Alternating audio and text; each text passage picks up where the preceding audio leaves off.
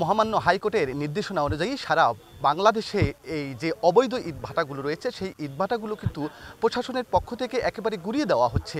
তো আমি এখন যেখানে রয়েছি গাইবান্ধার পলাশবাড়ি উপজেলার যে 4 নম্বর বরিশাল ইউনিয়ন রয়েছে, আমরা কিছুক্ষণ আগে দেখলাম এখানে জেলা সিনিয়র সহকারী কমিশনার নেতৃত্বে কিন্তু এখানে পরিবেশ অধিদপ্তর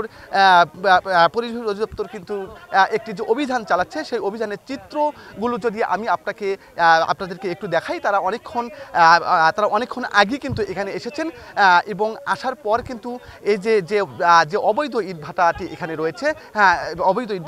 রয়েছে, এমএমবি ব্রিজ, সেই এমএমবিতে তারা কিন্তু অভিযান পরিচালনা করছে। তো এখন আমার সঙ্গে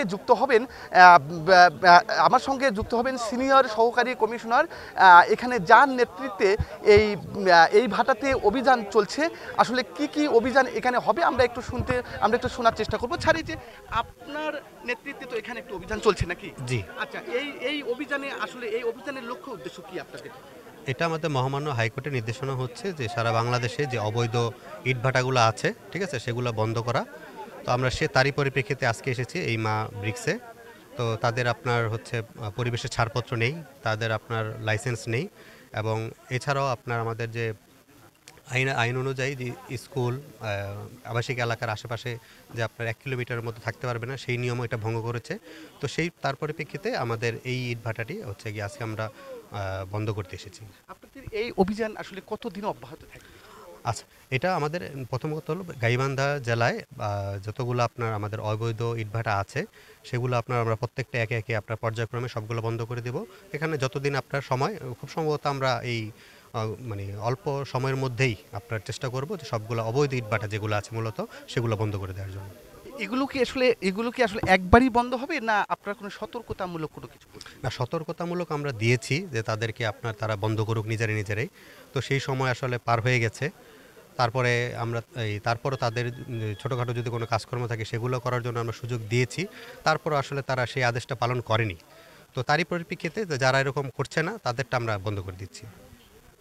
যে আপনারা শুনলেন, হ্যাঁ, আপনারা যেমনটি শুনলেন, এখানে যিনি এই অবৈধ ভাটা গুড়িয়ে দেওয়ার জন্য যিনি নেতৃত্ব দিচ্ছেন সিনিয়র সহকারী কমিশনার, তার নেতৃত্বেই এখানে কিন্তু পরিবেশ অধিদপ্তরের যারা কর্মকর্তা তারাও এখানে রয়েছেন এবং জেলা পুলিশের কর্মকর্তারাও এখানে রয়েছেন।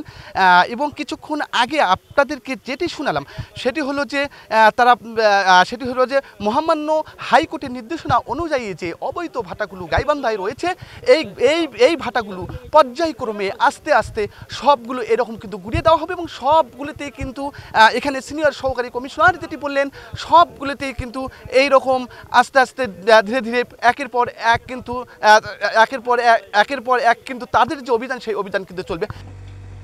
রবিউল ইসলাম, সময়ের কণ্ঠস্বর, গাইবান্ধা।